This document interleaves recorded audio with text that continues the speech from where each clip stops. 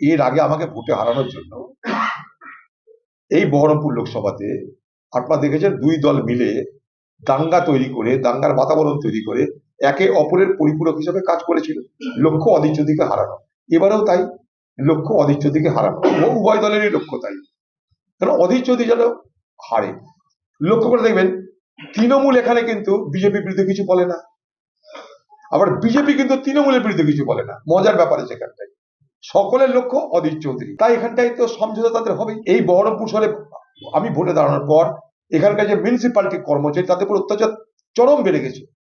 কি করছে তারা? প্রত্যেকটা কর্মচারীকে ডেকে ডেকে বলছে, যদি তোমরা ভোট না করো তাহলে যেমন করে কংগ্রেসের ভোট করার জন্য দুজন মহিলাকে আমি চাকরি খেয়ে নিয়েছি, দুজন মহিলার বেতন বন্ধ করে দিয়েছি, যারা যারা এখানটাই ভোট না করবে তৃণমূলের হয়ে তাদের সকলের চাকরি বন্ধ হয়ে যাবে। তাই স্বাভাবিকভাবেই বড় অদ্ভুত যে অধীর চৌধুরী যেখানে বিজেপি তৃণমূলের দোস্তি সেখানটায়। অবাধ এবং শান্তিপূর্ণ নির্বাচন মানে যদি ভোটার তালিকায় কোনো গরমিল থাকে, বৈধ অবৈধ অবৈধ বৈধ হয়ে যায়, এই নির্বাচনকে কি করে বৈধ নির্বাচন বলতে পারি? আমি তার জন্য বাংলার মুখ্যমন্ত্রীকে যে বলেছিলাম যে যান সুপ্রিম কোর্টে যান, এর আগে তো ওকালতি করতে সুপ্রিম কোর্টে গিয়েছিলেন, সুপ্রিম কোর্টে গিয়ে বলুন যে এই ভোট যেন না হয়, কারণ এই ভোটে বৈধ ভোটারের নাম নেই।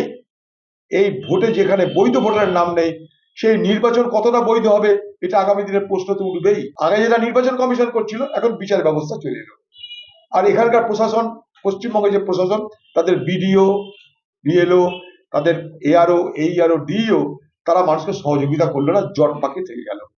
গোটা দীঘা জুড়ে যেভাবে বেআইনি ভাবে কোস্টাল এরিয়ায় কোনো নিয়ম নীতি না মেনে, কোস্টাল রেগুলেশন অ্যাক্ট আছে একটা, তীরবর্তী এলাকায় বিশেষ কিছু নিয়ম কানুন মেনে সবকিছু করতে হয়। সেখানটায় আজ পর্যটনের নামে ব্যাঙের ছাতা মতো হোটেল আর রেস্তোরাঁ, দেখভালে কেউ নেই, দেখাশোনার কেউ নেই, কোনো নিয়ম নেই, নীতি নেই, কোনো পুলিশ নেই। স্বাভাবিকভাবে এই ধরনের ঘটনা তো ঘটবে। দুর্ভাগ্য এটা বাংলার জন্য বলতে হবে। এবং তার জন্য পশ্চিমবঙ্গ সরকার দায়ী, কারণ দীঘা পশ্চিমবঙ্গ সরকারের অধীন একটা এলাকা।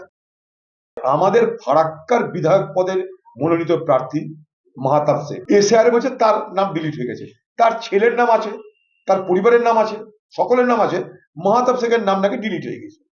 সে কংগ্রেসের প্রার্থী, ঘোষিত প্রার্থী। আমরা এই অবস্থায় পড়ে আছি, অর্থাৎ পশ্চিমবঙ্গের নির্বাচনের তালিকা তৈরি নামে ডামাডোল চলছে। পশ্চিমবঙ্গের মুখ্যমন্ত্রী একদিকে আর কেন্দ্রের নির্বাচন কমিশন আরেকদিকে, এই দুইয়ের সংঘাতে বাংলার আজকে নির্বাচনী তালিকার ডামাডোল চলছে। এই ঢপের কীর্তন করে প্রতিবার, যখনই তাকে বিপদ বলে আমি 294টার প্রার্থী। মমতা ব্যানার্জি এটা তো প্রথম করছে না, আগেও করে যায় এই ঢপের কীর্তন।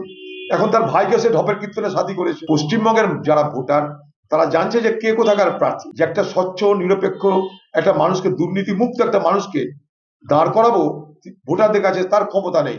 তাই সব চোরটাই দাঁড়িয়েছে আবার নতুন করে, তাদেরকে মানুষ ভোট দেবে না। তাই মমতা ব্যানার্জি বলছে আমি প্রার্থী সব জায়গায়। এই ঢপের কীর্তন আগেও করেছে, আজও করছে। তাও তো এখন অনেক কাটা ছেঁড়া বাকি আছে।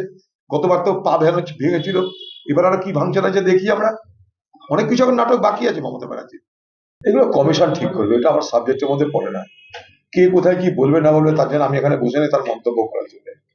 যেটা নির্বাচন কমিশনকে বোঝাতে নির্বাচন কমিশন তার জবাব দেবে। আমরা অবাধ নির্বাচন চাই, অবাধ এবং সুস্থ নির্বাচন চাই, এটা আমাদের দাবি। এবং এসআর কাণ্ডে যত ভোটারের নাম বাদ পড়েছে তাদের নির্বাচনে অংশগ্রহণ করবার ব্যবস্থা করা চাই। কোনো বৈধ ভোটারের নাম ভোটার লিস্টে থাকবে না, এটা কিন্তু কখনো নির্বাচন হতে পারে না। আমি কোনোদিন ভোটে দাঁড়াইনি তা তো নয়, বিধানসভা ভোটে দাঁড়াচ্ছি দেরিতে, তার আগে লোকসভায় ভোটে দাঁড়িয়েছি। 2 বছর আগেও আমি ভোটে দাঁড়িয়েছি। পার্টি চেয়েছে, আমি পার্টির একজন সৈনিক, পার্টি মনে করেছে কংগ্রেসের জন্য এই সময় আমাদের যারা সিনিয়র তাদের নির্বাচনে অংশগ্রহণ করা উচিত, আমি সে প্রস্তাব গ্রহণ করেছি।